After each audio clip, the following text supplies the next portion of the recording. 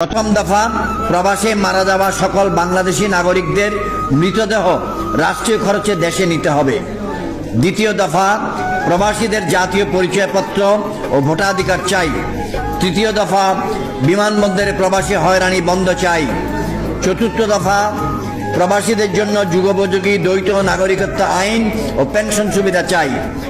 পঞ্চম দফা, পাসপোর্ট সংশোধনের সুযোগ সহ দালাল মুক্ত পাসপোর্ট ও দূতাবাস সেবা চাই। ষষ্ঠ দফা, প্রবাসী সুরক্ষা আইন প্রণয়ন ও বাস্তবায়ন চাই। সপ্তম দফা, জাতীয় বাজেট প্রবাসীদের জন্য ন্যূনতম 5% বিশেষ বরাদ্দ চাই।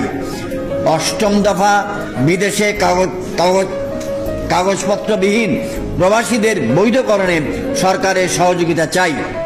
নবম দফা, বিদেশে প্রবাসীদের জন্য পর্যাপ্ত বাংলাদেশি দূতাবাস ও শ্রম কল্যাণ উইং চাই।